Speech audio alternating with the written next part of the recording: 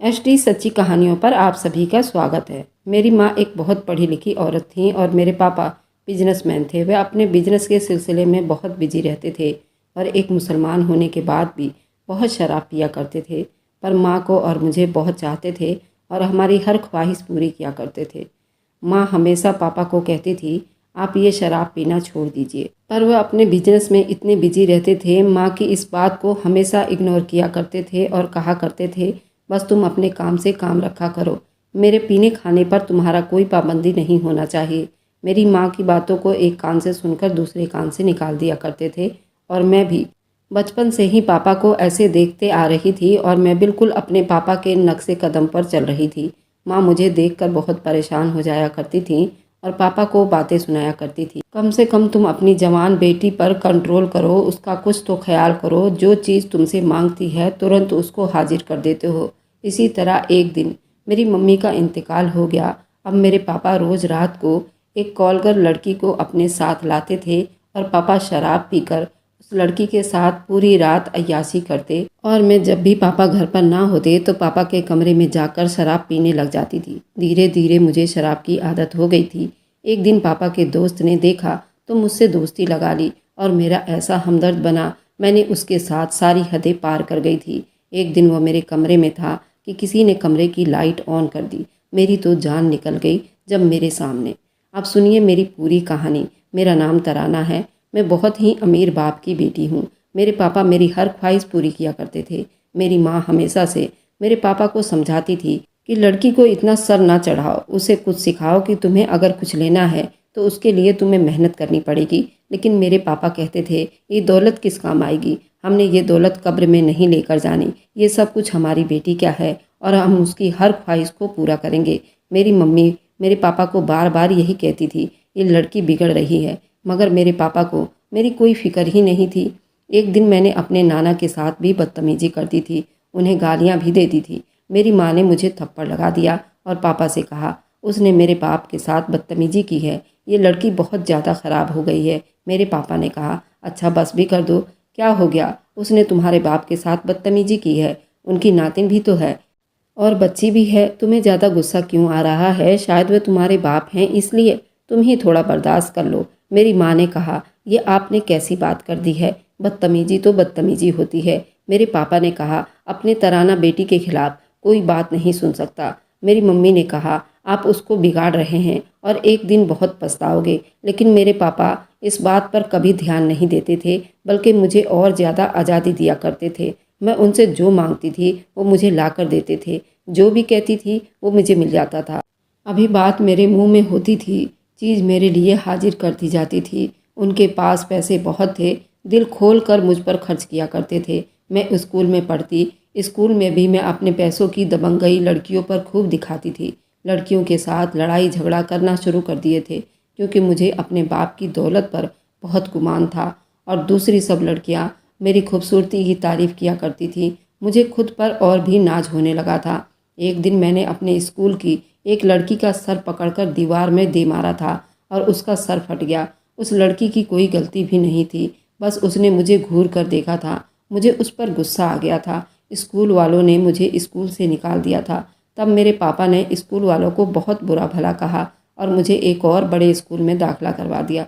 मैं पढ़ाई में दिलचस्पी नहीं लेती थी, इसलिए मैं हर साल फेल हो जाया करती थी। मेरे पापा रिश्वत देकर मेरे नंबर बढ़वा लेते थे और इसलिए कई डिग्रियां मेरे पास थी। मेरे पापा शराबी थे, घर में हर वक्त शराब होती थी। जब घर पर पापा ना होते तो मैं उनके कमरे में जाकर थोड़ी शराब पी लेती थी। फिर इसी तरह धीरे धीरे मुझे भी शराब पीने की लत लग गई थी। मेरे पापा को इस बात का बिल्कुल भी पता नहीं था, लेकिन मेरी माँ को इस हरकत का पता चल चुका था। मेरी माँ ने मुझे बहुत डांटा था, मगर मेरे पापा ने मुझे प्यार से समझाया कि शराब पीना तुम्हारे सेहत के लिए ठीक नहीं है। उन्होंने मुझे ऐसे समझाया जैसे मैं बहुत छोटी सी बच्ची हूँ, जबकि मैं जवानी में कदम रख चुकी थी। मेरी माँ को भी मेरे पापा ने खूब सुनाई थी। मेरी माँ फूट फूट कर रोना शुरू हो गई थी। उन्होंने कहा, मैंने तो कभी सोचा भी नहीं था कि मेरी बेटी एक हराम चीज़ को इस तरह पी जाएगी। उन्होंने मेरे पापा से लड़ना झगड़ना शुरू कर दिया कि आप घर में ऐसी चीज़ रखते हैं, औलाद तो फिर वही करेगी जो बाप को करता देखेगी। उसी किस्से के कुछ दिन के बाद मेरी मम्मी खुद गाड़ी चलाते हुए कहीं बाजार जा रही थी, मगर उनका एक्सीडेंट हो गया और वे अल्लाह को प्यारी हो गई। मेरे पापा ने उन्हें बहुत बचाने की कोशिश की, मगर मौत के आगे इंसान कुछ नहीं कर सकता। मेरा कोई और भाई बहन भी नहीं थे। इतने बड़े घर में तन्हाई मुझे सांप की तरह डस रही थी। मेरे पापा तो पूरा दिन काम में बिजी रहते थे और शाम को ही घर आते तो उनके साथ एक कॉलगर लड़की होती। वह लड़की बेढंगे कपड़े पहनी होती थी। मेरे पापा नशे में धुत होते। वह तो मुझे भूल ही गए थे। पढ़ाई में मेरा दिल नहीं लगता था, इसलिए अपनी तन्हाई दूर करने के लिए मैं अपने दोस्तों को घर बुलाया करती थी।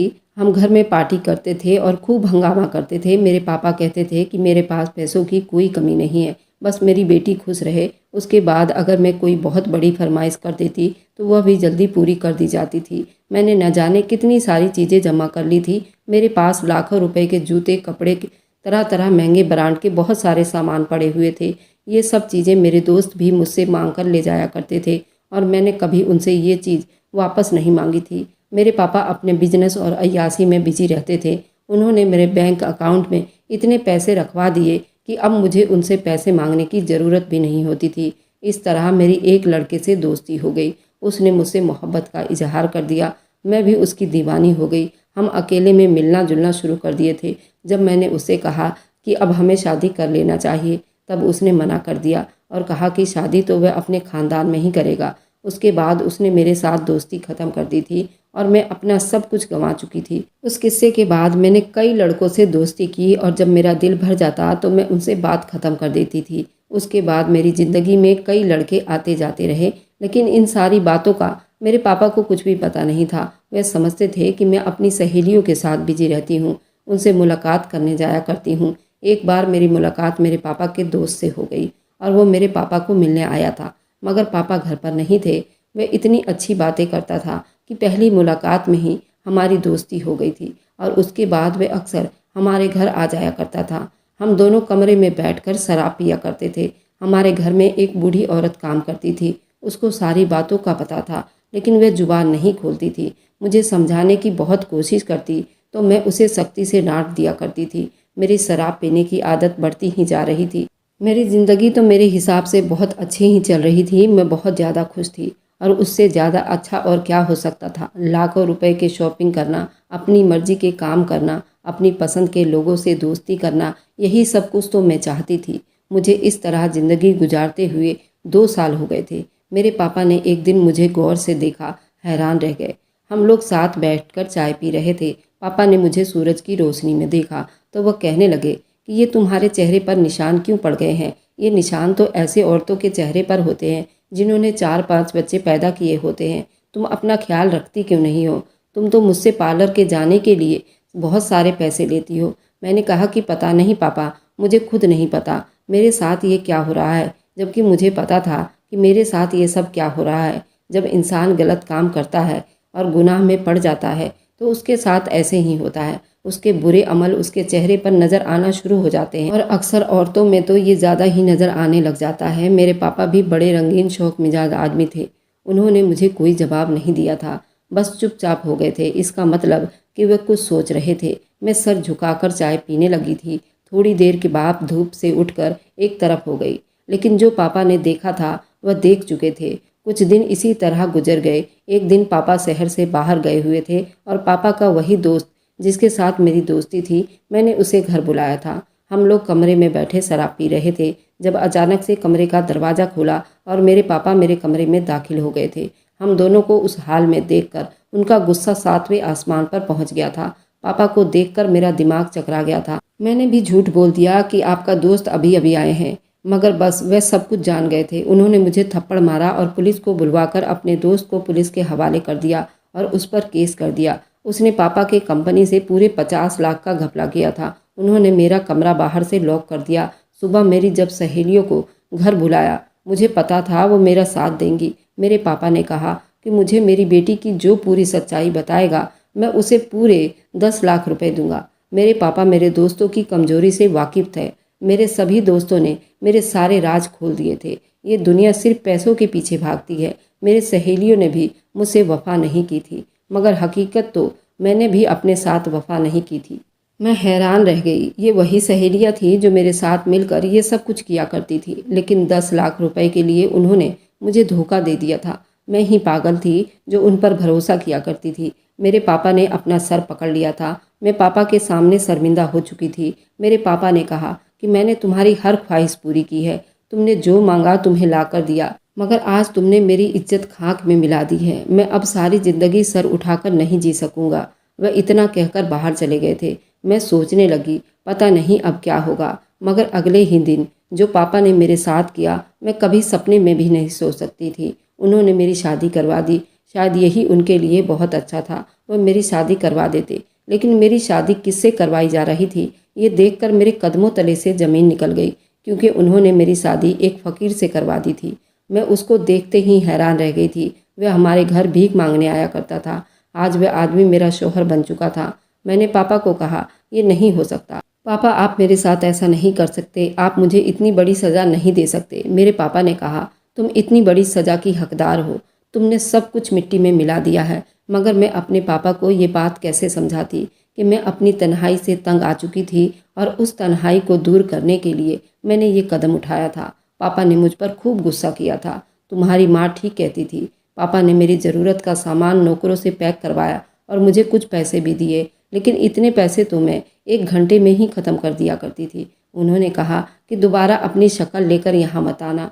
मैंने तुम्हें विदा कर दिया है और अब मैं तुम्हारे लिए मर गया हूँ। मुझे तो समझ नहीं आ रही थी कि मेरे साथ ये सब क्या हो गया था। ये भिखारी मुझे अपने घर ले आया, लेकिन उसका घर घर कहलाने के काबिल भी नहीं था। उसके घर में पहले ही दिन ना तो बैठने के लिए कोई चीज़ थी और सोने के लिए सिर्फ एक चारपाई, जिस पर वह खुद सो गया। मैं हैरान हुई। मैंने उसे लड़ना शुरू कर दिया। मैंने कहा कि मैं कहाँ जाऊँगी। उसने कहा कि पूरा घर पड़ा है, जहाँ मर्जी सो जाओ। मैंने सारी रात ज़मीन में बैठकर गुजार दी और वहीं पर बैठे बैठे मेरी आंख लग गई। मुझे लगा था कि मेरी इज्जत करेगा, मुझे पाकर उसको एहसास होगा उसे उसकी औकात से ज़्यादा अच्छी बीवी मिल गई है। लेकिन ये तो पागल मेरी भी कोई परवाह नहीं कर रहा था। उसका घर बहुत गंदा पड़ा हुआ था। मैंने उसे कहा, तुम्हारे घर में काम करने के लिए कोई नौकर आता है क्या? उसने कहा कि भिखारियों के घर में नौकर नहीं आते। शहजादी साहिबा, आपको अगर ये घर गंदा लग रहा है तो आपको उसे खुद साफ करना पड़ेगा। मैंने कहा, मैं घर साफ नहीं करूँगी, तुम्हें क्या लगता है मैं यहाँ पर तुम्हारा गंदा घर साफ करने के लिए आई हूँ? उसने कहा कि अगर साफ नहीं करना तो फिर इसी में चुपचाप बैठी रहो। मैं तो कई महीनों के बाद ही सफाई करता हूँ, जब मेरा दिल करेगा मैं तब कर लूँगा। मैंने कहा कि 1 हफ्ता पहले सफाई की होती तो ये घर गंदा नहीं होता। मुझे तो अजीब सी घुटन हो रही थी, बैठा भी नहीं जा रहा था। वह घर से चला गया। मैंने खुद ही मजबूर होकर घर साफ करना शुरू कर दिया, क्योंकि मैं गंदे घर में नहीं बैठ सकती थी। जाते वक्त उसने कहा था, मैं थोड़ा सा सालन और 2 रोटियां लेकर आऊँगा, लेकिन कल से मैं खाना लेकर नहीं आऊँगा। आपको घर में दाल रोटी पकानी पड़ेगी। मेरे पास इतने पैसे नहीं हैं मैं बाहर से खाना लेकर आऊँ। मैं तुम्हारे बाप की तरह अमीर आदमी नहीं हूँ। मैंने कहा कि तुम किस तरह मुझसे बात कर रहे हो?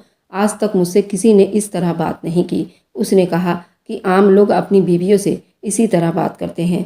वह शाम को थोड़ा सा सालन और रोटियां लेकर आ गया। सालन से मुझे बदबू आ रही थी। मैंने कहा, मैं नहीं खाऊंगी। उसने कहा कि ना खाओ। उसने खुद ही सारा ख़त्म कर दिया। मुझे भूख की वजह से नींद नहीं आ रही थी। अगले ही दिन मैंने उसे किचन का सारा सामान मंगवाया और खुद ही घर में खाना बनाया।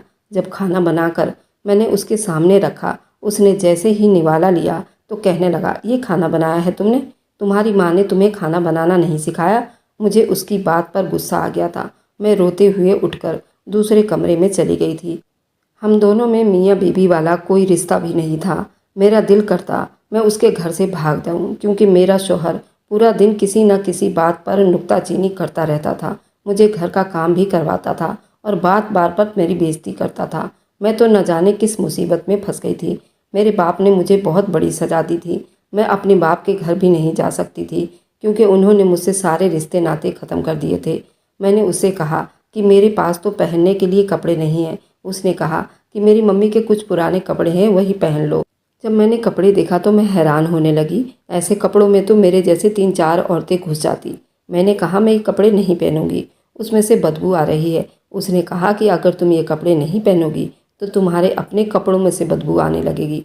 बाकी तुम्हारी मर्जी है। वैसे भी बदबू बिल्कुल अच्छी नहीं लगती। इस घर में मेरा तो सांस लेना मुहाल हो जाएगा। मैंने कहा, ये बात वह इंसान कर रहा है जो खुद एक भिखारी है, जो गंदे से कपड़े पहन के लोगों के घरों में जाकर भीख मांगता है। मुझे भी गुस्सा आ गया था। उसने कहा कि हाँ, मैं भीख मांगता हूँ लोगों के घरों में जाकर, लेकिन कोई गलत काम नहीं करता, तुम्हारी तरह झूठ नहीं बोलता, दौलत का नाजायज़ फ़ायदा नहीं उठाता। उसने भी मुझे बढ़ चढ़कर जवाब दिया था। मैं तो हैरान थी कि उसके अंदर इतनी हिम्मत कहाँ से आ गई थी। ये मेरे साथ इस तरह पेश आ रहा था। उसने तो मुझ जैसी शहजादी को 2 टके का बनाकर रख दिया था। सच कहते हैं कि आपके ज़िंदगी में आने वाला मर्द ही ये सब कुछ तय करता है। अगर वह आपको पसंद करता है और अगर वह चाहे तो आपको सचमुच शहजादी बनाकर रख सकता है। अगर वह ना चाहे तो आपकी हालत किसी नौकरानी से बढ़कर हो सकती है। इस घर में आए हुए मुझे 3 महीने बीत गए थे। ना मैंने ढंग के कोई चीज़ खाई थी और ना ही ढंग के कपड़े पहने थे। मुझे उसकी माँ के कपड़े ही पहनने पड़े थे क्योंकि मेरे पास कोई कपड़े नहीं थे। मैं घर भी साफ करती थी, खाना भी बनाती थी और कुछ बोलती तो मेरा शोहर मुझे उल्टे सीधे जवाब देता था। मेरी सारी अकड़ मिट्टी में मिल गई थी। मैंने दिल में अल्लाह ताला से माफ़ी मांगनी शुरू कर दी थी क्योंकि मुझे पता था मैंने गुनाह किया था, इसलिए मुझे सज़ा मिल रही थी। मेरी ज़िंदगी का दिन इतना भारी था कि मुझे बताया तक नहीं जा रहा था। मैंने रोना शुरू कर दिया था। मैंने सोचा कि अब मुझे इस भिखारी के साथ ही ज़िंदगी गुजारनी पड़ेगी क्योंकि उसने कहा था कि मैंने घर से बाहर कदम रखा तो वो मेरी टांगें तोड़कर रख देगा।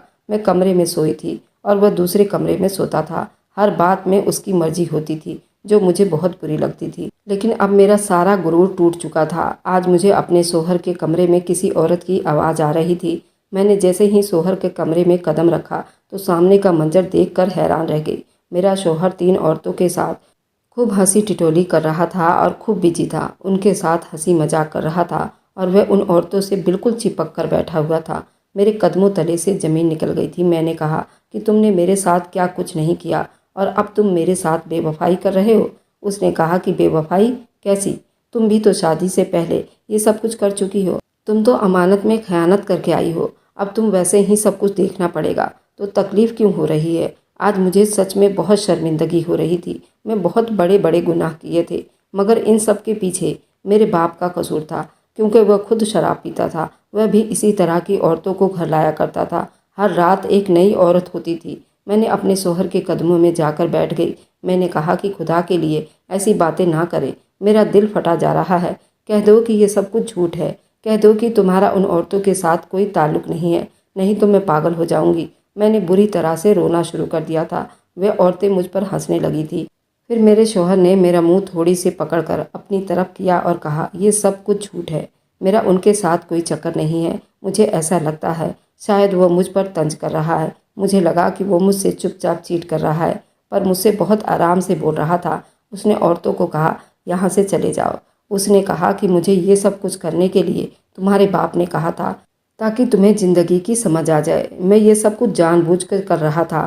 तुम्हारे बाप ने मुझे यही काम दिया था, लेकिन हमारा निकाह सच्चा था क्योंकि मुझे वो बगैर निकाह के तुम्हें मेरे साथ नहीं भेज सकते थे। और अब तुम्हें सब कुछ समझ आ गया होगा कि तुम मेरे साथ रहना चाहती हो या फिर वापस जाना चाहती हो।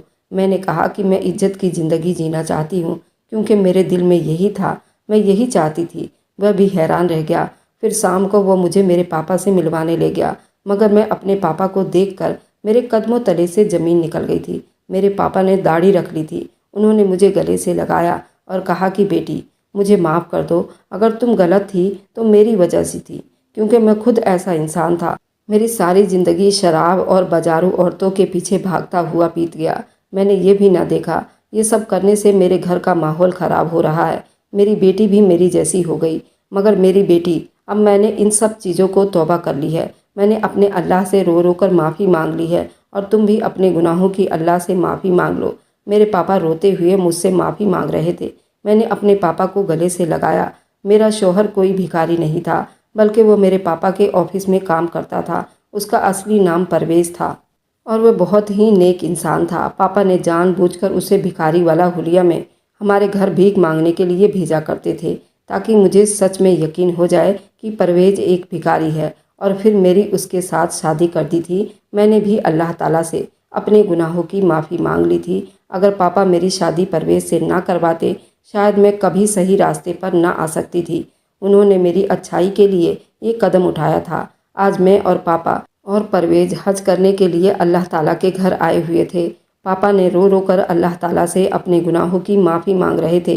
बेशक वो बड़ा मेहरबान रहम करने वाला है और अपने बंदों को माफ़ करने वाला है। हमने मक्का मदीना में हज किया और घर वापस आए। मैंने उस दिन के बाद से परवेज़ के साथ एक नई ज़िंदगी शुरू कर दी और उन सभी बुराइयों को पीछे छोड़ दिया। परवेज़ भी मेरे साथ बहुत खुश।